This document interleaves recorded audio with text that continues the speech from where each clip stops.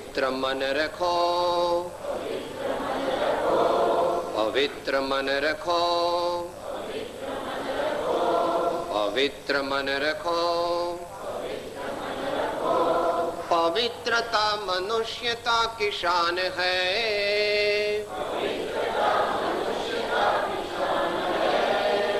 पवित्रता मनुष्यता की शान है,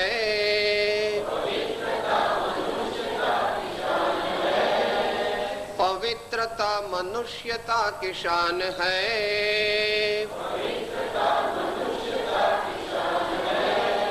जो मन वचन कर्म से पवित्र हो, जो मन वचन कर्म से पवित्र हो, जो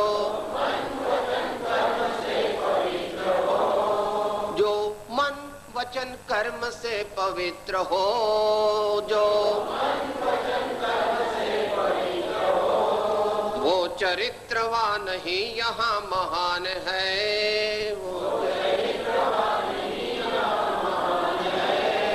वो चरित्रवान ही यहाँ महान है, वो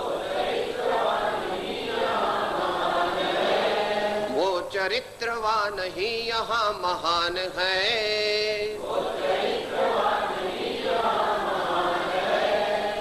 पवित्र तन रखो, पवित्र तन रखो, पवित्र मन रखो,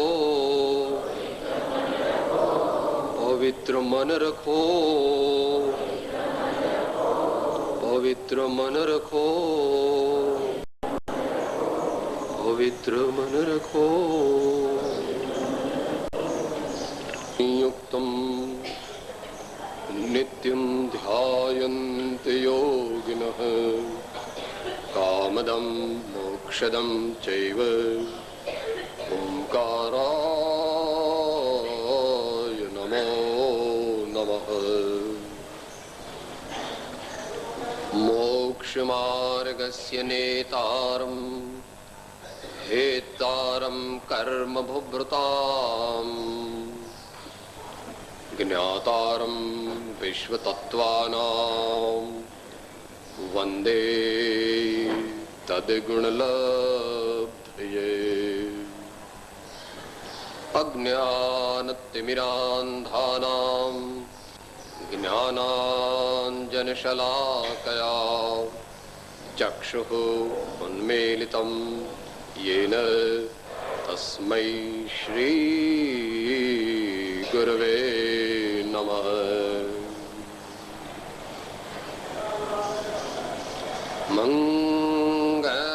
मंगलमय मंगलकरन् वीतराग वेगज्ञान नमो ताहि जाते भये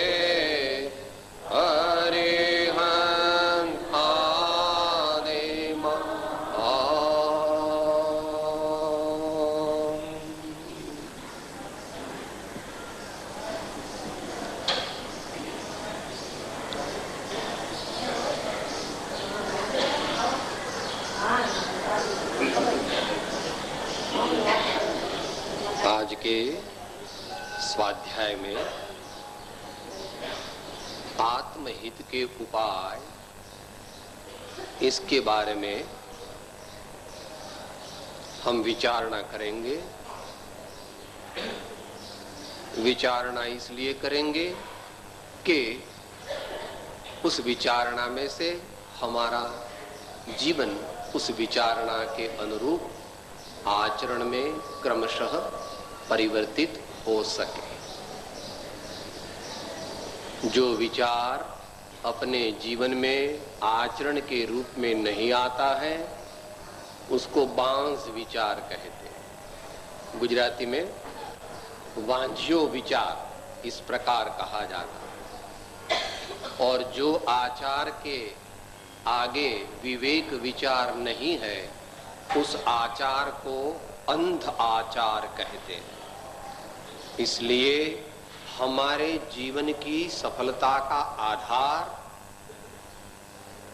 सच्चे विचार भी है और सच्चे आचार भी है। तो यहाँ हमारे आत्महित का क्या उपाय है? तत्वतः देखा जाए तो हम और आत्मा ऐसा कुछ अलग नहीं है, हम ही आत्मा है। हमारा हित मायना किसका हित? आत्मा का हित। हम यह शरीर नहीं है, शरीर में रहने वाला तत्व है। अभी हम इस हॉल में बैठे हैं तो हम हॉल नहीं हो गए हैं, अभी स्वाध्याय पूरा होते ही यहां से रवाना हो जाएंगे। हम हॉल में बैठे इसलिए हम हॉल रूप हो गए क्या? हम ईंट बन गए क्या? पत्थर बन गए क्या? चूना बन गए क्या? नहीं। वैसे हम इस शरीर में है इसलिए हम शरीर रूप नहीं बन गए हैं। जैसे म्यान और तलवार अलग होते हैं, दूध और पानी अलग होता है, तल और तिल अलग होते हैं, वैसे हम जो जानन देखनहारे, ज्ञान और आनंद जिसका स्वभाव है, ऐसी बात, ऐसी चीज, ऐसी वस्तु, ऐसा द्रव्य, ऐसा तत्व, ऐसी सत्ता मैं हूं, आप सब है। यही भगवान का संदेश है। भगवान कहते हैं जो अपने चीज के लिए, अपने लिए जो चाहते हो वो सबके लिए चाहो। जैसी तुम्हारी आत्मा है वैसी सबकी आत्मा है, छोटी हो, बड़ी हो, पशु की हो, जीव जंतु की हो, नीच कुल में हो, व्यसनी हो, संत हो, धर्मात्मा हो, या वर्तमान काल में कोई डॉक्टर हो, वकील हो, इंजीनियर हो, आर्किटेक्ट हो, साइंटिस्ट हो, इंडस्ट्रियलिस्ट हो, कुछ भी हो, सभी में हमारे जैसी ही आत्मा विद्यमान है। ऐसा जानकर, ऐसा मानकर, उसी के अनुरूप जब हम व्यवहार करेंगे तब हमारा हित होगा, तब हमारा कल्याण होगा। हित, कल्याण बहुत सूचक शब्द है। वर्तमान में जिससे शांति मिले, शेष जीवन में जिससे ज्ञान और आनंद का अनुभव होवे, मृत्यु महोत्सव के रूप में आ जावे और अगले भव जो 2, 3, 5 बाकी हो, मोक्ष होने तक, वहां तक में सब सवलत हमको मिले, ऐसी जो करनी और ऐसी जो विचारणा, उसको हित कहते, उसको कल्याण कहते। यद्यपि परमार्थ दृष्टि से तो वह सम्यक दृष्टि को ही प्राप्त होता है, फिर भी उसके जीवन की मल्टीफेसेटेड डेवलपमेंट का ग्राफ इस प्रकार होता है। दुनिया के जीवों के जो कल्याण का ग्राफ कैसे होता है? ऐसा ऐसा ऐसा ऐसा ऐसा ऐसा होता है। मगर जो सम्यक दृष्टि धर्मात्मा है, उसके जीवन के डेवलपमेंट जो है, उसके आत्मा की जो डेवलपमेंट है, उसकी डेवलपमेंट मल्टीफेसेटेड कहे क्या? All round prosperity, not lot of money only और गुड फेम और a good healthy body, all round prosperity, उसका नाम कल्याण, उसका नाम हित है। ज्ञानी कहते हैं पश्चात दुख ते सुख नहीं। जिस सुख के बाद दुख आने वाला है उस सुख को ज्ञानी सुख नहीं कहते, उसको तो पुण्य का उदय कहते, उसको तो पुण्य का उदय कहते हैं। तो अब हम यह विषय पर आ रहे हैं कि हमारे आत्मा का मायना हमारा हित कैसे होए।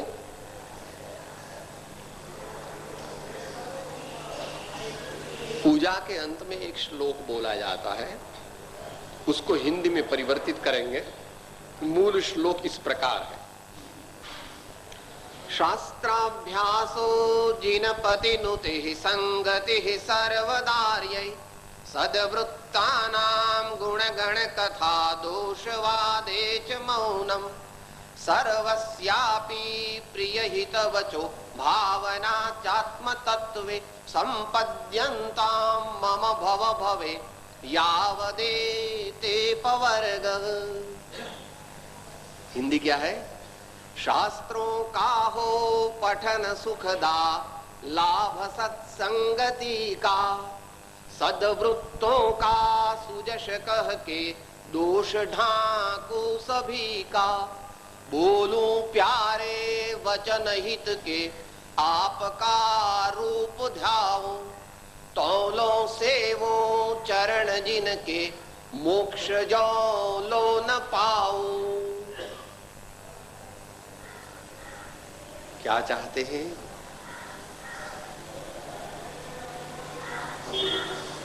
Infinite bliss and infinite knowledge. What is the goal of human life? I won't say human life. What is the goal of existence? The goal of existence is to attain to infinite knowledge and infinite bliss. यही तीर्थंकरों ने प्राप्त किया, यही अरिहंतों ने प्राप्त किया, यही महान आचार्यों ने बहुतांश प्राप्त कर लिया और हमें भी यही प्राप्त करना पड़ेगा। हमें यही प्राप्त करना पड़ेगा। विश्व में सच्चे आनंद की प्राप्ति अपने सही स्वरूप को जाने बिना, श्रद्धे बिना और अनुभव किए बिना असंभव है। ऐसा तीर्थंकर भगवान का अनुभव है, ऐसा तीर्थंकर भगवान का उपदेश है। तीर्थंकर का नहीं, सभी धर्मात्माओं का यही उपदेश है। क्या करना चाहिए उसके लिए? पहली दो बात बताते हैं। शास्त्रों का हो पठन सुखदा लाभ सत्संगति का।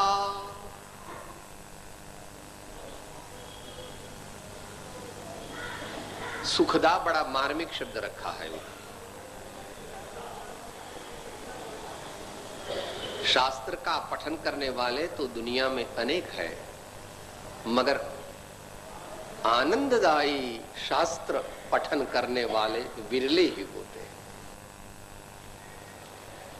शास्त्र के अभ्यास से, शास्त्राभ्यास के माध्यम से जब हम तत्वाभ्यास की ओर लगते हैं और तत्वाभ्यास के फल स्वरूप तत्वानुभूति को पाते हैं, तब जाके अतीन्द्रिय आनंद का अनुभव होता है, आत्मिक आनंद का अनुभव होता है, जिस आनंद के बल पर आचार्य एवं तीर्थंकर भगवान षटखंड संपत्ति यानी के अपना सम्राटपना, अपना राजापना, अपना महाराजापन, इसको बाजू में रख करके शाश्वत आनंद की प्राप्ति के लिए उद्यम करते।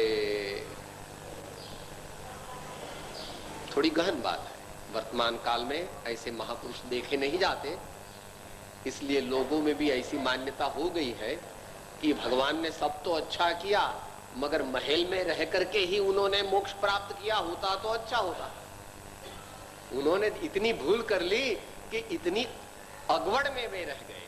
हाँ, बेचारे वन में रहे अकेले, कुछ पहनने को नहीं, कुछ खाने को नहीं, कुछ उनकी कोई सेवा चाकरी में नहीं।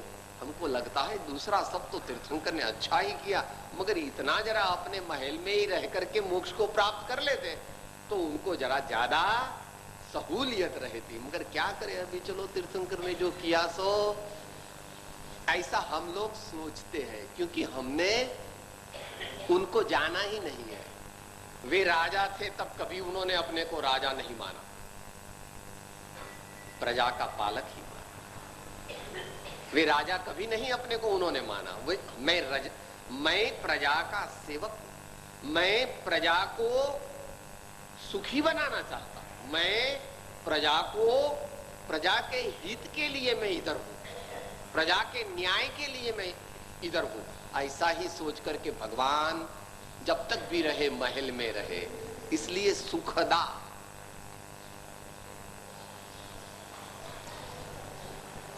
जिस शास्त्र स्वाध्याय से अपने को शांति न मिले उसको सही शास्त्र स्वाध्याय नहीं कहते। शास्त्र का स्वाध्याय करने से अपने अंतर में सर्वांग समाधान होना चाहिए। भले इसके लिए देर लगे, शास्त्र के माध्यम से क्या होना चाहिए? अंतर में सर्वांग समाधान। आत्मसिद्धि में क्या होता है? जब 5 पद सुनते हैं तो क्या कहते हैं? 5 उत्तर थी थयो समाधान सर्वांग, समझो मोक्ष उपाय तो उदय उदय सद्भाव। Oh my master, preceptor, I have been completely convinced by your sublime teachings regarding the 5 padas that you have taught me. Now, if I know in essence the last pada, moksha upay, then I am the most fortunate person in the universe. ऐसा शिष्य कहता। मैना शास्त्र के पढ़ने से हमारे जीवन में निश्चिंतता आनी चाहिए,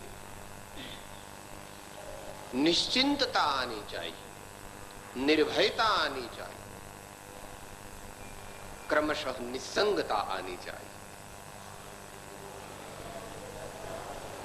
निश्चिंतता, नो टेंशन इन लाइफ। निर्भयता, fearlessness.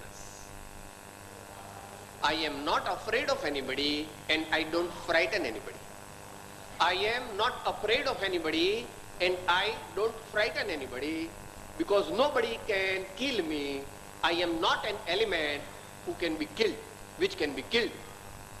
And I never even dream of injuring others because I have known that all souls are equal. जैसी मेरी आत्मा है वैसी सभी आत्माएं हैं, इसलिए मैं किसी से डरता नहीं और मैं किसी को डराता भी नहीं। ये शास्त्र अध्ययन का फल है। इसके बारे में 2 स्वाध्याय हो गए हैं, आगे वो देख लेना चाहिए। यहां पर तो पासिंग रेफरेंस है। आत्महित का प्रथम उपाय आचार्य कहते हैं, शास्त्रों का हो पठन सुखदा, लाभ सत्संगति का।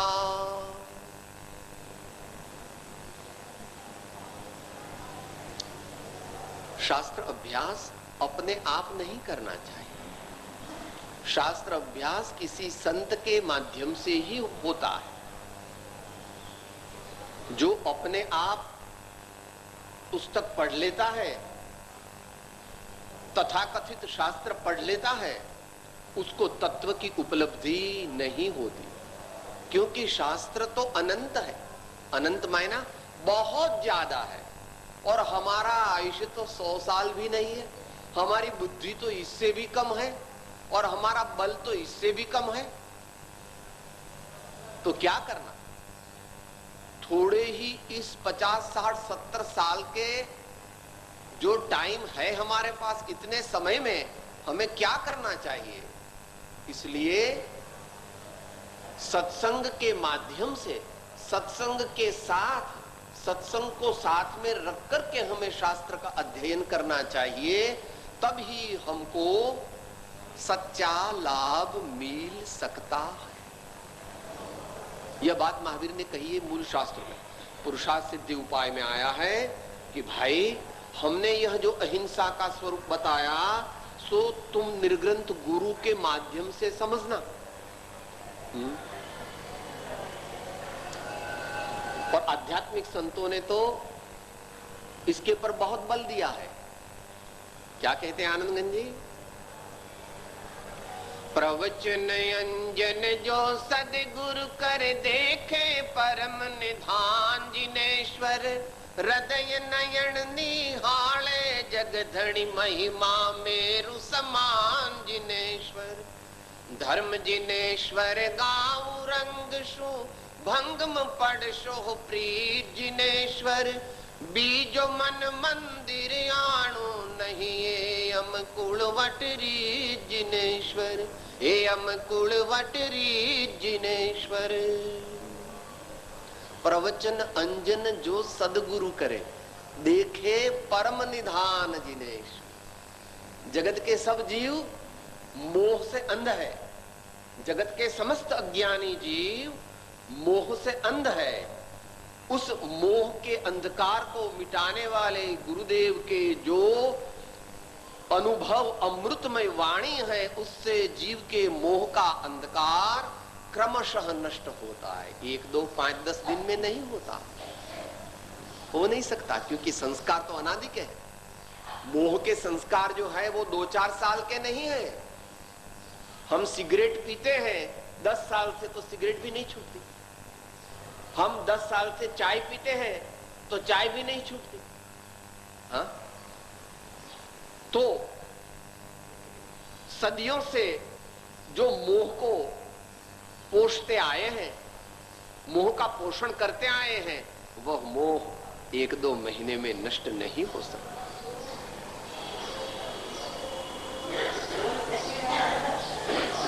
दीर्घ काल तक इसके लिए अभ्यास करना चाहिए। इसलिए हमारे देश में गुरुकुल पद्धति थी, हमारे देश में गुरुकुल पद्धति थी। इसी के माध्यम से भगवान राम भी वशिष्ठ के पास और भगवान कृष्ण भी सांदीपनी ऋषि के वहां जाते थे। गुरुओं के माध्यम से ही विद्या प्राप्त होती है। सा विद्या या विमुक्त, सा विद्या या विमुक्त। वर्तमान काल में कहां होता है? बाजू में थिएटर है, बाजू में होटल है और बीच में कॉलेज है। क्या सीखेगा वहां का विद्यार्थी? क्या सीखेगा? होटल में जाना सीखेगा और थिएटर में जाना सीखेगा, और क्या सीखेगा? भारत ने आध्यात्मिक दृष्टि से पिछले 50 साल में जितना विकास किया, उतने अगले 500 साल में भी नहीं किया। थोड़ा बुरा लगे ऐसा है, मगर इंट्रोस्पेक्शन बुरा ही होता है। मगर जो कलंक हमारे पर लगा है, उसको हम कलंक नहीं भी माने तो भी वो कलंक ही है। और इसका फल हम पंजाब में, कश्मीर में, असम में और गुजरात में महसूस कर रहे हैं। और आगे भी अगर इसी चीज चल रही तो और भी आगे क्या होगा, यह अनुमान की बात है। अभी माताजी ने कुछ मंगलाचरण में पद बताया। बड़े भाग्य से सत्संग का योग मिलता है। उससे भी बड़ा भाग्य हो तो सत्संग की पहचान होती है, और उससे भी बड़ा पुण्य हो तो सत्संग का आश्रय होता है, और उससे भी बड़ा पुरुषार्थ हो तब सत्संग से आत्मदर्शन हो करके आत्म समाधि प्राप्त होती है। यही आचार्य भगवान से मांगते हैं, प्रार्थना करते हैं सामायिक पाठ में। बोधि समाधि परिणाम शुद्धि स्वात्मोपलब्धि शिव सौख्य सिद्धि। अमित गति आचार्य परमात्मा के पास मांगते क्या है? हे भगवान, मुझे इन 5 चीज आप दे देवे। मेरे को इन 5 ही चीजों की आवश्यकता है।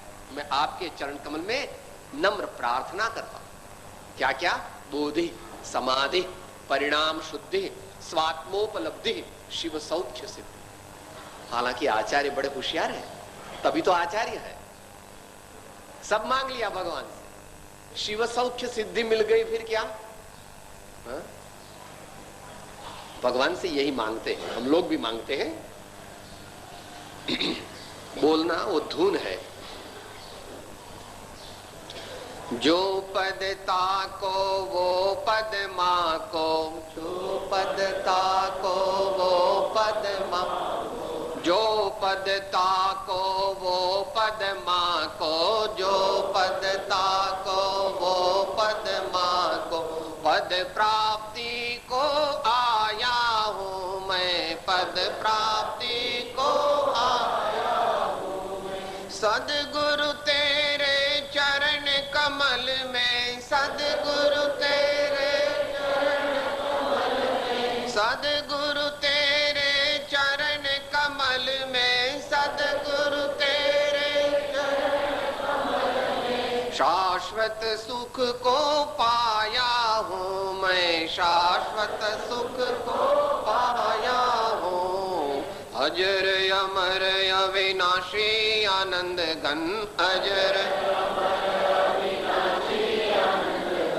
शुद्ध स्वरूपी मैं आत्मा हूँ वाला, शुद्ध स्वरूपी मैं आत्मा हूँ वाला, शुद्ध स्वरूपी मैं आत्मा हूँ वाला, शुद्ध स्वरूपी मैं आत्मा हूँ।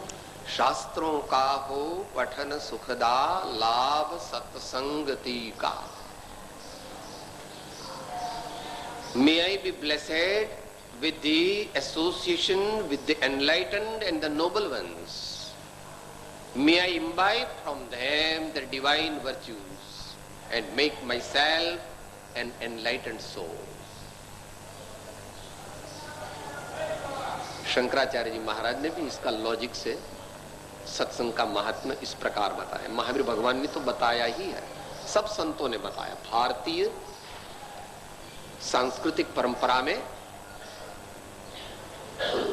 अनेक महान पुरुषों सत्संग का महात्म्य हमारी जैन पद्धति में कुछ 1000 साल से बहुत कम हो गया है।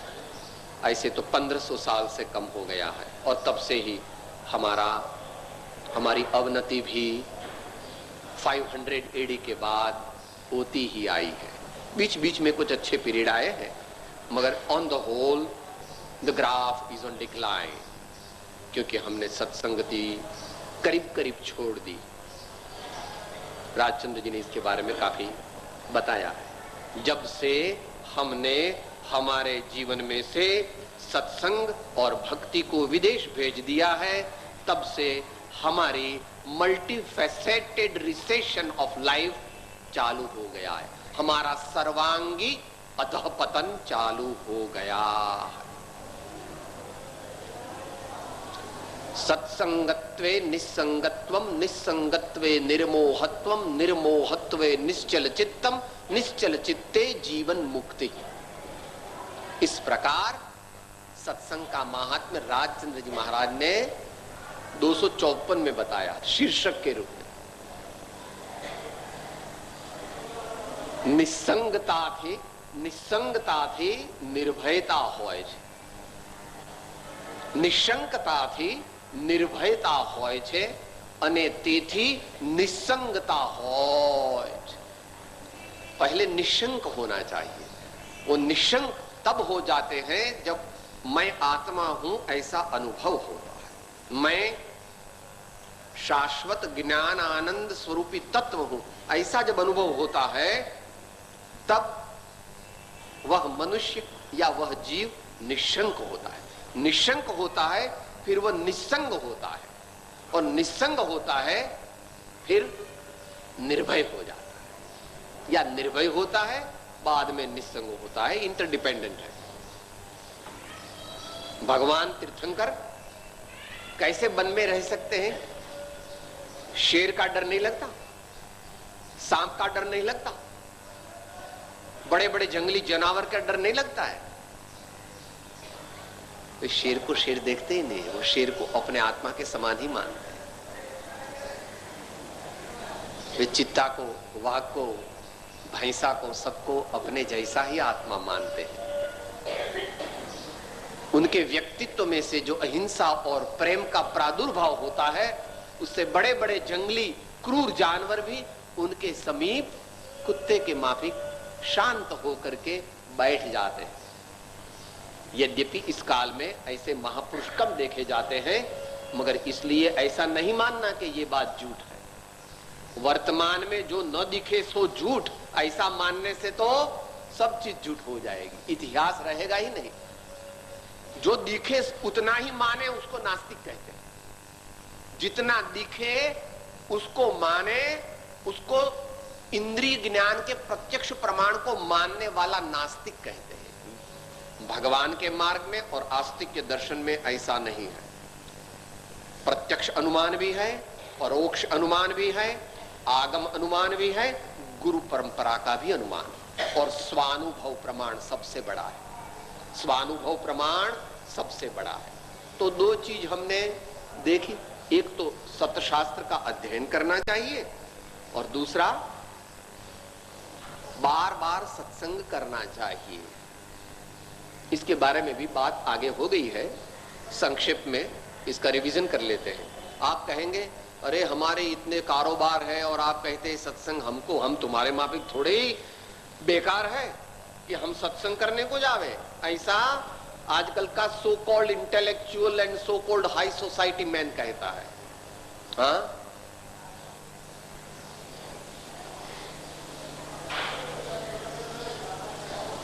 इतवार को सुबह में 9 से 12 तक तेरे को अवश्य सत्संग करना चाहिए। Every Sunday morning, the time between 9 and 12 must be reserved for satsang, association with the noble ones, the enlightened ones. शुरू में, बाद में जब तू थोड़ा आगे बढ़े 2, 3, 4 साल, फिर सैटरडे और संडे, सैटरडे इवनिंग और संडे मॉर्निंग, और 2-3 साल हो गई, Wednesday morning, Saturday morning and Saturday evening and Sunday morning, और इससे आगे बढ़ गया तो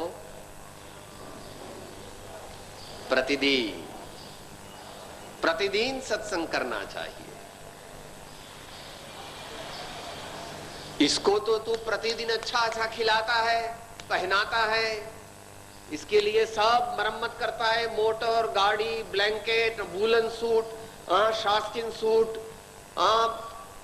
केसर वाला दूध, और दूसरी विटामिन की गोलियां, बड़ा इंजेक्शन, और अंदर वाले के लिए क्या? वो हमारे भाई एक भजन बोलते हैं, देह ने तो दूध पीरसाय અને આત્માને દીધો એઠવાડ। देह ने तो दूध पीरसाय અને आत्माने दीधो एठवाड़। जो बचता है पीछे का थोड़ा, वो चौंट जाता है नीचे। उखड़िया खीचड़ी कोने आपो छो? कूतराने, पण આપણે તો આપણને આપીએ છે। અને આ બધો માલ મલીદો કોને ખવડાવીએ છે? 1 મિનિટમાં આપણને विश्वासघात कर चालू जवानों से, वो पूछेगा नहीं आपको कि मैं चला जाता हूं। ये कुछ नोटिस देता तो है मगर हम मानते नहीं नोटिस। कितनी सब नोटिस मिल गई। बाल किसी को सफेद नहीं होने देना था, सब सफेद हो गए। दांत जाने नहीं देना था, सब दांत चले गए। आंख में चश्मे नहीं पहनने थे, आंख में चश्मा आ गए। कान से सुनाई कम पड़ता है, और अभी बैठे हैं 1 घंटा, जब उठेंगे तो आर्थराइटिस हो गया साहब। जो यह है वो हमारे साथ निमक हलाली से काम करने वाला नहीं है। उसको वैसे ही रखना चाहिए जैसे आप अपनी कंपनी में अच्छे मैनेजिंग डायरेक्टर को रखते हैं। आप चेयरमैन है, मैनेजिंग डायरेक्टर को कब तक रखेंगे? जब तक मुनाफा करेगा और मैनेजमेंट बराबर का। जिस समय वो अच्छा काम नहीं करेगा, आपकी कंपनी प्रॉफिट नहीं करेगी, आप उनको 3 महीने का पगार दे देंगे। आपके 45,000 रुपीज ले जाइए, आप कल से नहीं आना। क्यों? ये मैनेजिंग डायरेक्टर है मगर आप चेयरमैन है। हमारा आत्मा है, वो चेयरमैन है, और ये तो मैनेजिंग डायरेक्टर है। वो काम करेगा तो उसको ठीक देना, और अगर काम नहीं करेगा तो, और अगर फिर भी देंगे तो क्या हो जाएगा? कंपनी दिवाले में चली जाएगी, मनुष्य भाव में पराजय मिल जाएगा। तो समय की मर्यादा में अभी आगे चल रहे हैं। दो चीज हो गई। आत्मा का हित कैसे होवे? शास्त्रों का अध्ययन हो, बार बार संत पुरुषों का आत्मज्ञान, आत्म साक्षात्कार, निष्पाप जिनका जीवन है, निस्वार्थ जिनका जीवन है, सहज समाधि में जो लगे हुए हैं, ऐसे महापुरुषों से बार बार मिलना, परिचय करना, पूछना, समागम करना, सेवा करना, पहचानना, परीक्षा करना और सब रूप से उसके साथ उनके पास से दिव्य जीवन जीने की कला और विज्ञान को प्राप्त करना।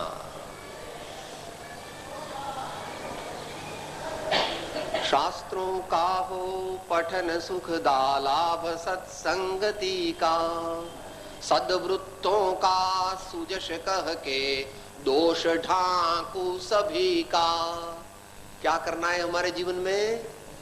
जो जो भी महापुरुष पूर्व में हो गए हैं, जैन पद्धति में उसको त्रिषष्टि शला का पुरुष कहते हैं। 63 तीर्थंकर, चक्रवर्ती, बलभद्र, नारायण, प्रति नारायण आदि जो जो महापुरुष हो गए हैं, इसमें राम भी शामिल है, कृष्ण भी शामिल है, महावीर भी शामिल है, पार्श्वनाथ भी शामिल है, और उपलक्ष्य से दूसरे बड़े बड़े महान आचार्य जो हुए हैं, जिन्होंने अपना जीवन आनंदमय बना दिया।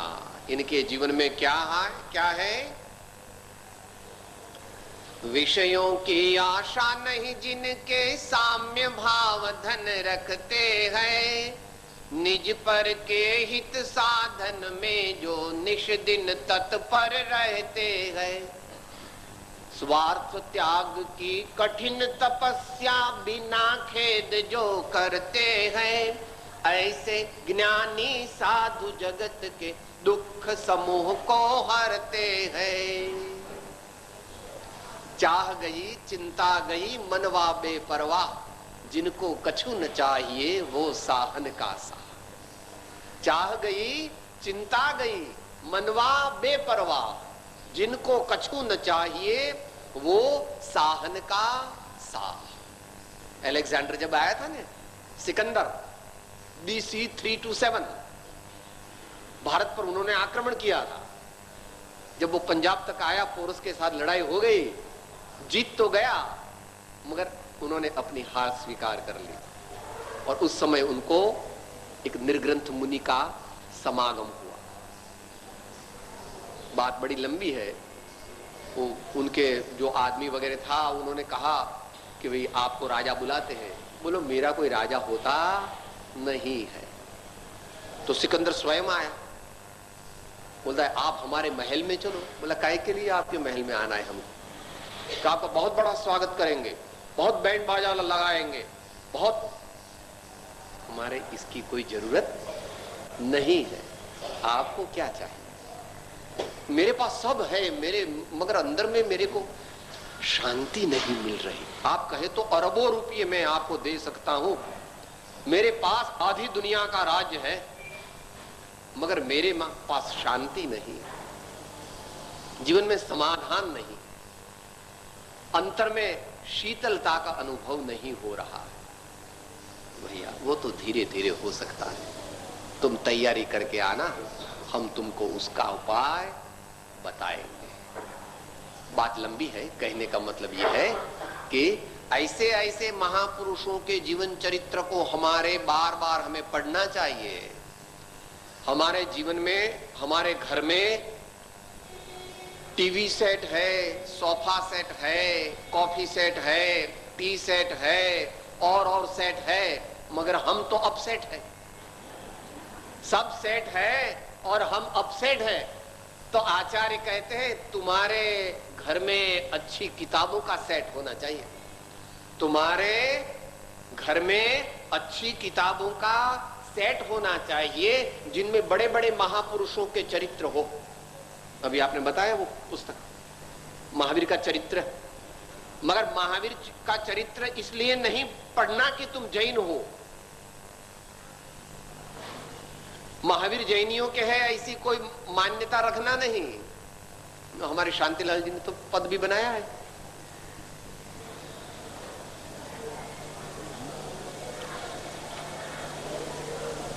વિરાટ એવા વિશ્વ પુરુષને વામન અમે કર્યો છે. વિરાટ એવા વિશ્વ પુરુષને વામન અમે કર્યો છે. વિશાળ એના વિશ્વ ધર્મને વાડા મહી પૂર્યો છે. વિશાળ એના વિશ્વ ધર્મને વાડા મહી પૂર્યો છે. મહાવીર કેવળ જૈનો ના નથી પણ આખી દુનિયાના છે. મહાવીર કેવળ જૈનો ના નથી પણ આખી दुनियाना છે. तो ऐसे ऐसे बड़े महापुरुष जो हुए उनके चरित्र को हमें पढ़ना चाहिए. मगर हमारे लड़कों को हिंदी ही नहीं आती, संस्कृत नहीं आती, Gujarat. Everyone knows only one language today, English. That's all. ये हमारे जीवन का करुण रकास है कि हम हमारी जबान नहीं जानते, हम हमारे दैवी संपत्ति और संस्कृति को नहीं जानते. हमारे लड़के सब बोस्टन में रहते हैं, ऑक्सफोर्ड कैम्ब्रिज में ही रहते हैं और पूर्ण पाश्चात्य ढंग से रहते हैं और जड़ में उलझे हैं. जड़ से, जड़ चीजों से हमको सुख मिल जाएगा ऐसा हम भी मानते हैं.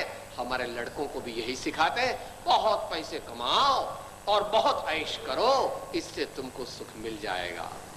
और कहते हैं हम महावीर के अनुयायी हैं, हम जैन हैं.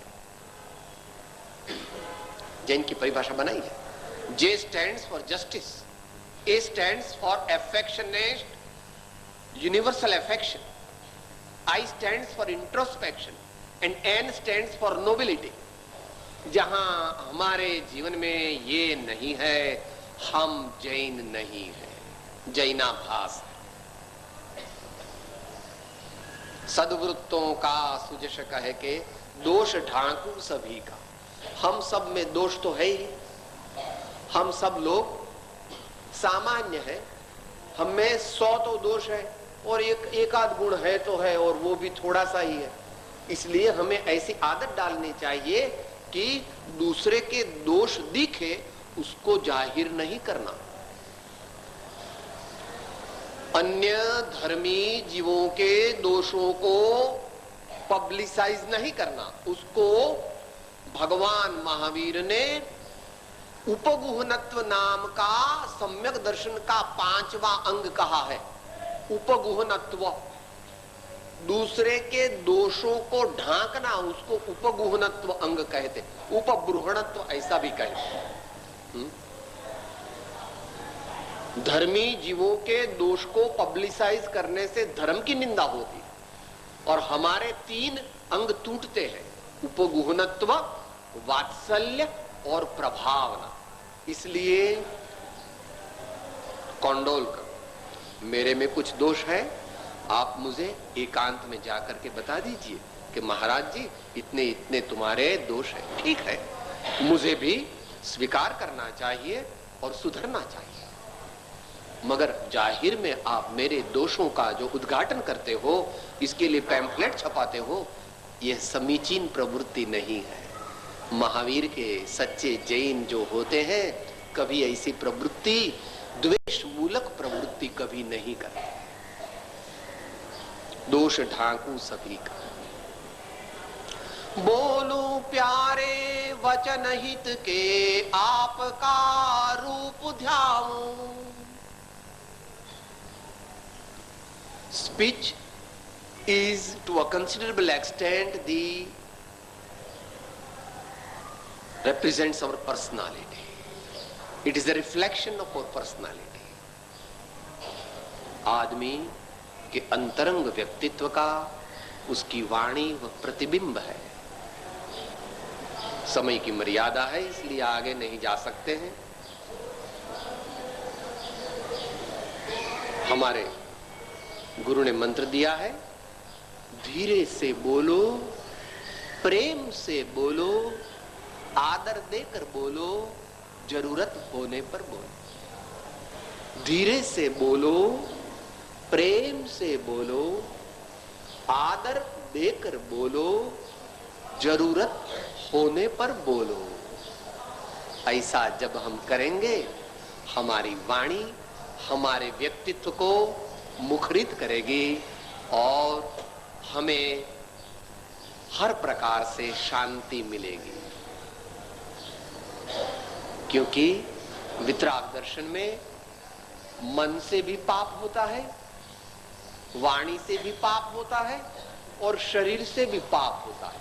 भगवान की आज्ञा है मन से भी पाप कम करो, मत करो, वाणी से भी पाप मत करो, कम करो, और शरीर से भी पाप मत करो, कम करो। तब जाकर के हम मोक्ष के मार्ग में आगे बढ़ सकते हैं। इसलिए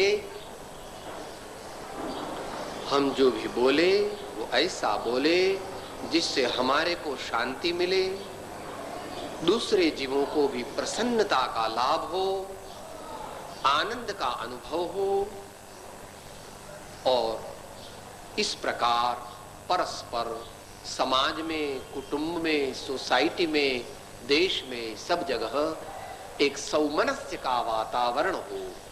friendship, universal friendship, mutual help, mutual respect for each other, ये ही हमारा ध्येय होना चाहिए।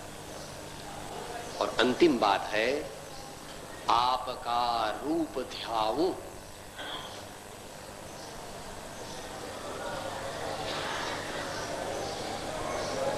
मोक्ष मार्ग में साधन तो बहुत है, मोक्ष मार्ग के साधन तो अनेक हैं, मगर मोक्ष मार्ग के साधन में श्रेष्ठ साधन तो ध्यान है, श्रेष्ठ साधन तो ध्यान है। आप कहेंगे कैसे?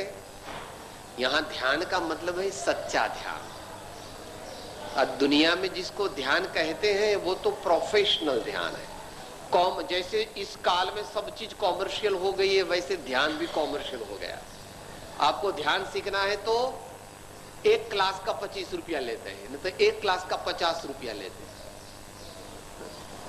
Everything is commercialised, so also religion is also commercialised. हाँ, काल का चक्र चल रहा सब पर। धर्म में भी धन की ही मुख्यता है, धर्म में भी धन की मुख्य। जिस धर्म में धन की मुख्यता है उसको धर्म कहते नहीं, उसको संप्रदाय कहते हैं, उसको सोशल ऑर्गेनाइजेशन कहते हैं, उसको धर्म नहीं कहते। धर्म में धन की मुख्यता नहीं है, धर्म में धन की आवश्यकता है, वो बात अलग है। धर्म में धन की आवश्यकता है मगर धर्म में धन की मुख्यता नहीं हो सकती। जिस धर्म में धन की मुख्यता होती है वह धर्म नष्ट हो जाता है, क्योंकि धन स्वयं धर्म को पैदा नहीं कर सकता, क्योंकि धर्म चैतन्यमय है और धन जड़ स्वरूपी है। धन जड़ स्वरूपी है और धर्म चैतन्य वृत्ति है। आपका रूप ध्याऊं। ख्वाहिश तो अच्छी है कि परमात्मा का ध्यान करना।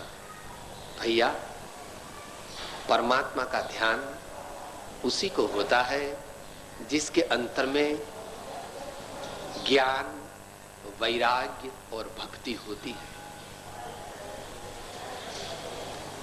ध्यान वह सच्ची भक्ति, सच्चे ज्ञान और सच्चे वैराग्य का परिणाम है।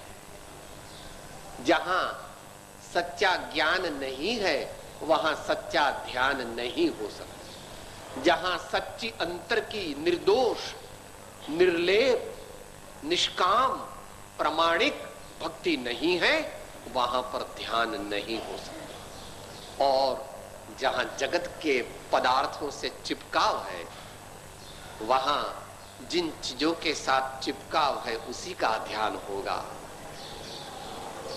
कबीर जी कहते हैं, माला ऐसा ऐसा झोंका खाती है और तेरा दिल भी ऐसा ऐसा झोंका खाता। हम लोग माला फेरते हैं ना, माला ऐसी ऐसी ऐसी ऐसी माला हम फेरते हैं और हमारा अंतर जो है वो भी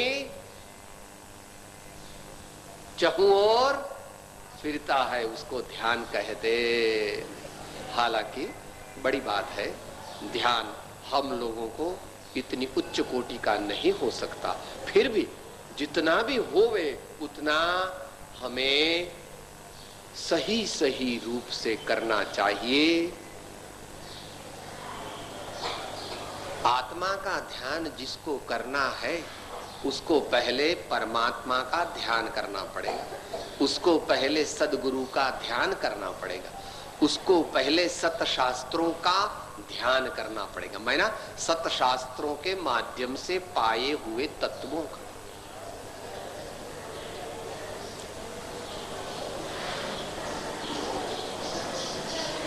इसलिए तीनों को साथ में रखा है राजचंद्र जी ने।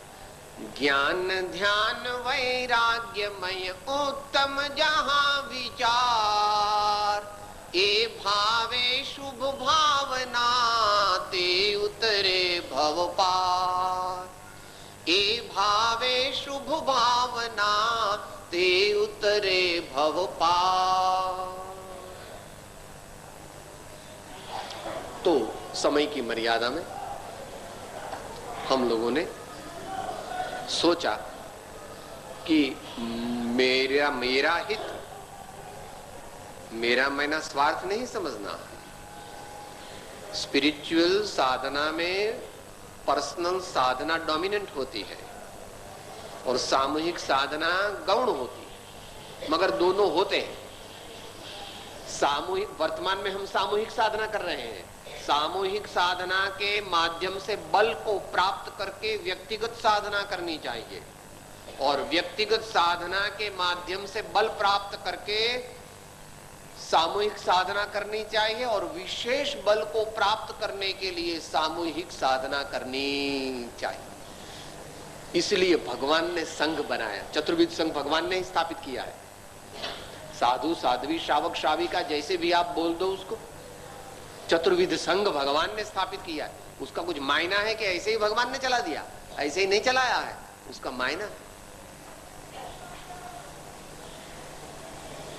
तो हमें इस प्रकार जो जो हमारे हित के लिए जो भगवान ने उपाय बताए हैं, संतों ने आचार्यों ने जो जो उपाय बताए हैं, उनको सही सही रूप से समझना होगा, उसकी सही रूप से अंतरंग श्रद्धा करनी होगी, उसका अभ्यास करना पड़ेगा और उसका अनुभव करना पड़ेगा। तब जाके हमको आत्मा का मायना, हमारा हित, हमारा कल्याण होगा। दोबारा let us recapitulate what today we learn. मैं शास्त्रों का नियमित रूप से स्वाध्याय करूंगा, मैं संतों की संगति बार बार करके अपने जीवन को निर्मल बना करके उनके गुणों को अपने जीवन में उतारूंगा।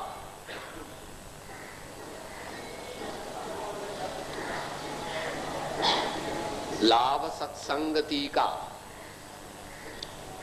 पूर्व में और वर्तमान में हुए महापुरुषों के जीवन चरित्रों को पढ़ूंगा और उनमें से प्रेरणा प्राप्त करूंगा। किसी के दोष को जाहिर में जाहिर करूंगा नहीं,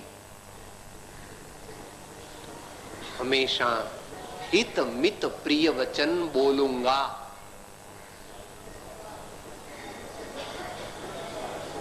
आपके स्वरूप का बार बार ध्यान करूंगा। भगवान जैसे हैं प्रकट, वैसे हम हैं अप्रकट। भगवान के जो गुण प्रकट हुए हैं व्यक्ति रूप में, वो हमारे में शक्ति रूप में वर्तमान में है, मगर हमने कभी उस ओर झांकी नहीं की, इसलिए हम उलझे हुए हैं। अभी आया, जो पद ताको वो पद मां को, पद प्राप्ति को आया हो। इस प्रकार की पूर्वाचार्यों की जो बात है उसको हम हमारे जीवन में सुस्थित करें, विचारों को व्यवस्थित करें, जीवन को व्यवस्थित करें। इस प्रकार की साधना को आत्मा के लक्ष्य से करने से हमको परम शांति का अनुभव होगा, मृत्यु महोत्सव बनेगा और अल्प काल में परम पद की प्राप्ति हो जाएगी, जो मेरे जीवन का, आपके जीवन का और सभी भव्य जीवों का यही कर्तव्य है। सो हमें अल्प काल में प्राप्त हो, ऐसी प्रभु से प्रार्थना है।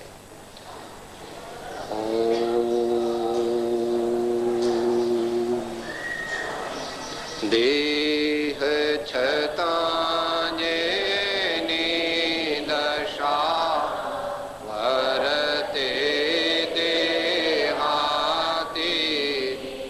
ते ज्ञानी ना चरण मा ओ वंदन यगणी। नो महावीर स्वामी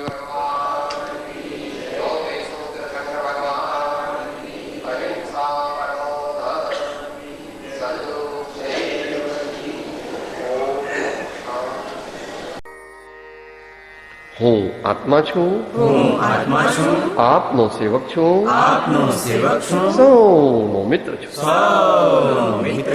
હું આત્મા છું, આપનો સેવક છું, સૌનો મિત્ર છું, હું આત્મા છું, આપનો સેવક છું, સૌનો મિત્ર છું,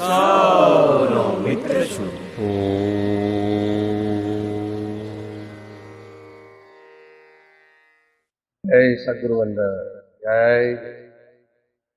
જય સદગુરુ વંદન, જય જય સદગુરુ।